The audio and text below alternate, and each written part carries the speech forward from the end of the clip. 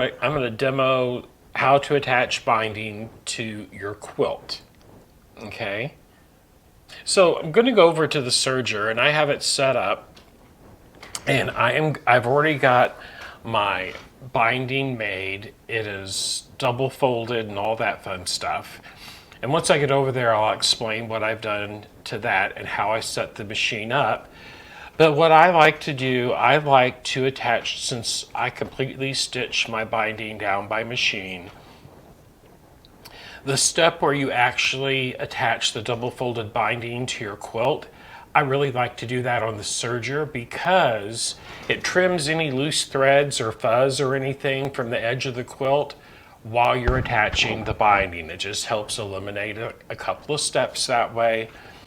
But anyway, we're going to go over there and get started. And we're going to get started. I'm going to swap my camera over to the Triumph cam. There we go.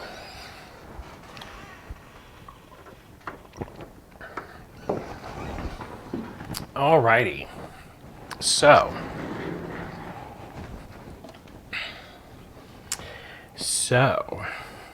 what we're going to do now, I had already put some binding on this little quilt here just as a demo, and this is a demo too. This will not be the binding I actually finally complete all of this with. Hi, Meridian. And what I'm going to do though, I have my double fold binding. See this right here. Let me add another little bit more light to the subject right here. So since I stitch all of my binding down by machine, I will actually attach my binding to my quilt by stitching it to the back of the quilt. Okay? There's the back of the quilt right here. And all I will do is just line up the raw edges. And the way I have my serger set up, I have the stitch width, that's the cutting blade, at the letter M. What that means is the distance from the blade to the 01 needle is 1/4 inch. Okay, I have my stitch length set at 2.5, and what I'm going to do, I will start about midways down the side of one of my quilt, down one of the sides of the quilt. Okay. So as you can see right here, I'm just going to line that edge up and bring it down, about 1/3 maybe, something like that. I'm just going to line it up like that and start stitching it down. Now what I'm going to do though, just like I do it if I'm attaching it on the sewing machine, same method right here with this angular cut. I do have a YouTube video on how to do this angular cut. But as you can see, if you're looking at the wrong side of your binding, you're going to cut a 45-degree angle. Make sure you can see this. Cut a 45-degree angle, going up at that angle. And then when you press it, you just fold over and press 1/4 inch, and then you fold it in half and press it. That's all that is. When you sew it to your quilt, this is how you want it to line up. So I'm going to explain this before I get started because I'm not going to go all the way around this quilt. I'm just going to go around one of the corners and then complete the same process. So when you line it up, that's what it's going to look like right there. And the first stitch we make, we're not going to sew through both layers. We're going to fold that back and come down about 6 inches. Okay, so we're going to do that first. And the reason why, because we're going to create a little sleeve for the other end of the binding to fit into. Now I'm just going to have the edge of my quilt just barely touch the cutting blade. Hi, Vanessa. Just barely touch the edge of the cutting blade. And they'll also trim off all the dog ears from where I mitered my binding together. So I'm going to get started here. I'm going to get that up a little bit further. And here we go. I'm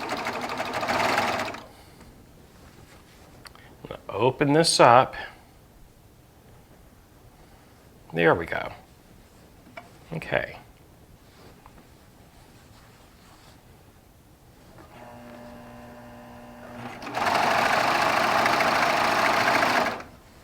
And when I get down about 6 inches from the beginning, I'm just going to angle it off the edge.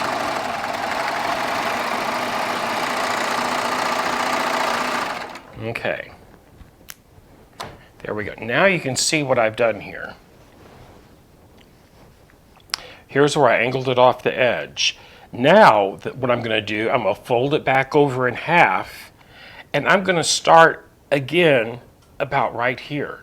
That way, when I come all the way back around to this side, let me show you. You'll get the idea when you see this. When I would finish coming all the way back around the edge, this end of the binding would actually fit inside of the sleeve. Oops. So I would stop right up here, fit this in, and then just finish sewing it all along the edges right here, okay? But, so the next step would be to fold it in half, and I'm going to start stitching about 4 inches down from this corner, okay?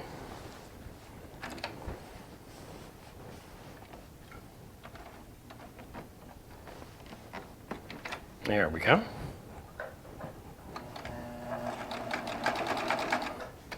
Now, got that started. I'm going to straighten my quilt top. And I've got some little danglies off. Looky there. See, the knife's going to cut all those threads and stuff right off. That's one reason I like doing this step on the serger. It will clean up the edge of your quilt. Now, I'm just putting the edge of my quilt sandwich right up to the blade. It is not hardly... It isn't shaving off no more than that right there. Just barely a little shave here and there, especially where it has thread sticking out.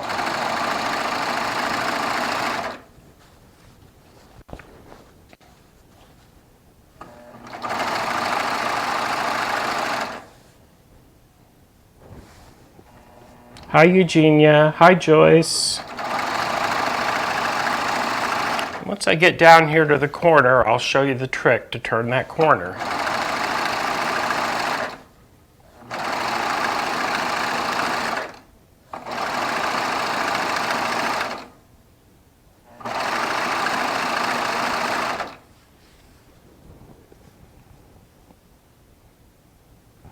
Yes, Alexis, 4-thread overlock. The stitch selector is in the letter A. Your stitch width is the letter M, and your stitch length is 2.5.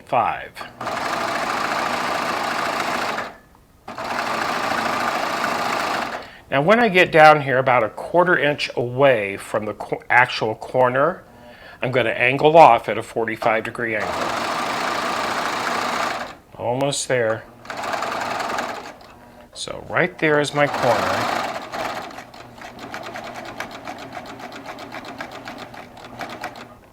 And the great thing about the open-toed foot, if you take it right up to the top edge of the cutout on it, that's just the perfect place, once it's there, to stop, bring your needles all the way up, and then you're going to angle it at 45 and just sew off. Easy peasy. You can see that right there. Now, I'm going to take this, I'm going to fold it back, just like you would if you were doing this on your sewing machine. And fold it back down, line up the edges on the next direction down. Right there like that. See that? So what you end up with is a fold. Let me do this again. You fold it up, like so, because you want this edge to line up with the edge we're going to go down, then fold it back down so it lines up along here, plus this fold lines up along this line, okay? And what that does, it gives you a perfectly mitered binding. I don't like to use that P word a lot because perfection, using the perfection word can make sewing stressful instead of fun, and it should be fun. Here we go.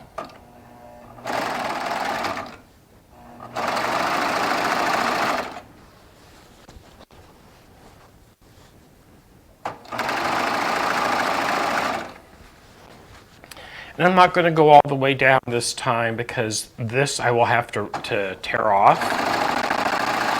I just picked a really bright contrasting binding I had left over for demo purposes.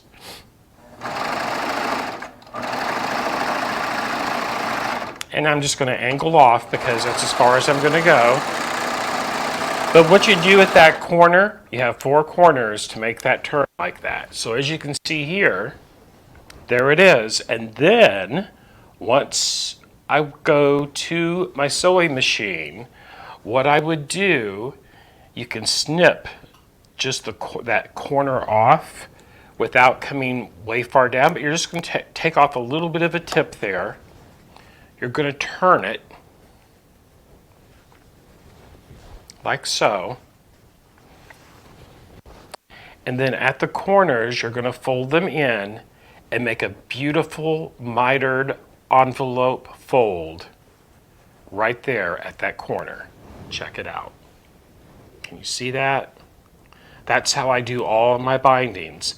Then what I do on my machine, I use the digital dual feed foot to top stitch it down, and I set my stitch length at 2.5 millimeters. Just top. I use for the top thread, I try to use matching thread color that I actually quilted with.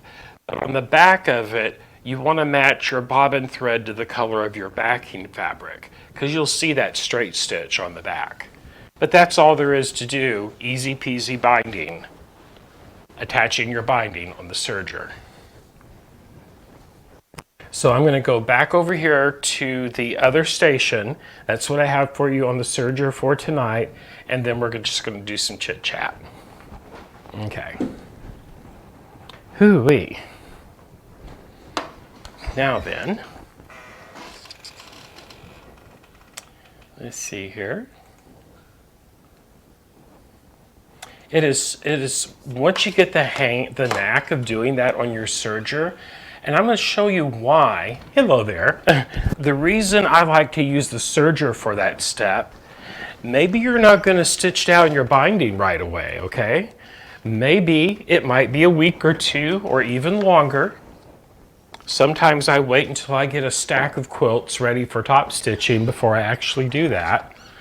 But check this out. I want you to look at this raw edge right here. Look how clean it is. Okay, now that's the front of the quilt right there. There's where I just stitched it on. But look, no ravels, nothing's going to fray or anything like that. And when you go to fold it over, and there's the back of it, easy peasy.